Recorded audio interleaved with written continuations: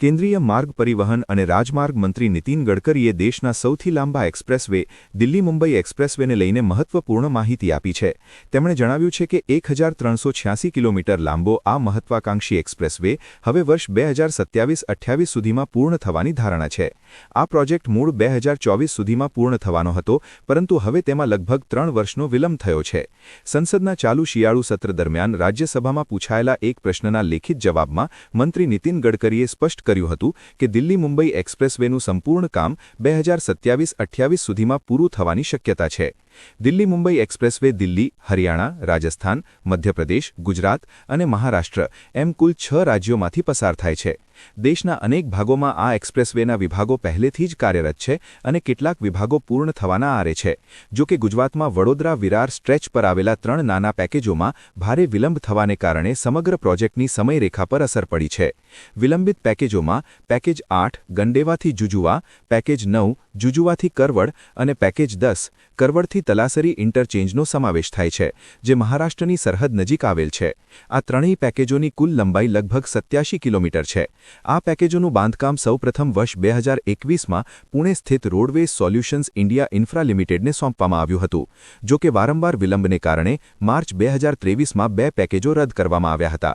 બાદમાં November 2023માં tender પ્રક્રિયા બાદ ફરીથી એ જ કોન્ટ્રાક્ટરને કામ સોંપવામાં આવ્યું. આઠું થવા છતાં અત્યાર સુધીમાં આ પેકેજોમાં 20% કરતાં ઓછું કામ પૂરું થયું છે. તાજેતરમાં વ્લોગર્સ અને યુટ્યુબર્સ દ્વારા શેર કરાયેલા વિઝ્યુઅલ્સ દર્શાવે છે કે કેટલાક વિભાગોમાં, ખાસ કરીને પેકેજ 8માં હજુ સુધી માટીકામ પણ શરૂ થયું નથી. NHAI અધિકારીઓએ ધીમી પ્રગતિ માટે કોન્ટ્રાક્ટરના બિનપ્રદર્શન અને કરાર સંબંધિત વિવાદોને જવાબદાર ગણાવ્યા છે, જ્યારે કોન્ટ્રાક્ટર તરફથી જમીન ઉપલબ્ધ કરાવવામાં થયેલા વિલંબનો ઉલ્લેખ કરવામાં આવ્યો છે. જો કામમાં ઝડપ નહીં આવે તો NHAI કોન્ટ્રાક્ટરને નોટિસ આપવાની અને જરૂર પડે તો બ્લેકલિસ્ટ કરવાની કાર્યવાહી પર પણ વિચારી રહી છે. સંપૂર્ણ રીતે પૂર્ણ થયા બાદ દિલ્હી મુંબઈ એક્સપ્રેસવે દિલ્હી અને મુંબઈના જવાહરલાલ નહેરુ બંદર વચ્ચેનું અંતર લગભગ 180 કિલોમીટર ઓછું કરશે અને મુસાફરીનો સમય લગભગ 50% સુધી ઘટાડશે. આ પ્રોજેક્ટનો કુલ અંદાજિત ખર્ચ 1,04,000 કરોડ રૂપિયા છે, જેમાંથી અત્યાર સુધીમાં 71,718 કરોડ રૂપિયા ખર્ચાઈ ચૂક્યા છે. હાલમાં દિલ્હી લાલસોટ સ્ટ્રેચ તેમજ ગુજરાત અને રાજસ્થાનના કેટલાક વિભાગો પહેલેથી જ કાર્યરત છે. દિલ્હીથી વડોદરા સ્ટ્રેચમાં કુલ 31 પેકેજ છે, જેમાંથી હરિયાણા, રાજસ્થાન અને મધ્યપ્રદેશમાં આવેલા 27 પેકેજો ટ્રાફિક માટે ખુલ્લા છે. ગુજરાતમાં મધ્યપ્રદેશ સરહદથી NE1 સુધીના પેકેજો પણ પૂર્ણ થવાના આરે છે અને 2026ની શરૂઆતમાં ખુલવાની શક્યતા છે.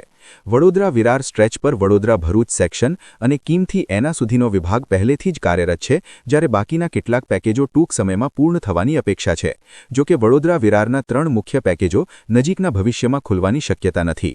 મહારાષ્ટ્રમાં પણ એક્સપ્રેસવેનો ભાગ હજુ અધૂરો હોવાથી સમગ્ર કોરિડોર તરત કાર્યરત થવાની શક્યતા ઓછી છે. આ સાથે જ મંત્રી નીતિન ગડકરીએ ખુલાસો કર્યો કે દેશભરમાં નિર્માણાધીન 1208 રાષ્ટ્રીય ધોરીમાર્ગ પ્રોજેક્ટ્સમાંથી 649 પ્રોજેક્ટ્સ કાનૂની વિવાદો અને જમીન સંપાદન સંબંધિત મુદ્દાઓને કારણે વિલંબનો સામનો કરી રહ્યા છે, જે મોટા માળખાકીય પ્રોજેક્ટ્સને સમયસર પૂર્ણ કરવામાં આવતા પડકારોને સ્પષ્ટ રીતે દર્શાવે છે.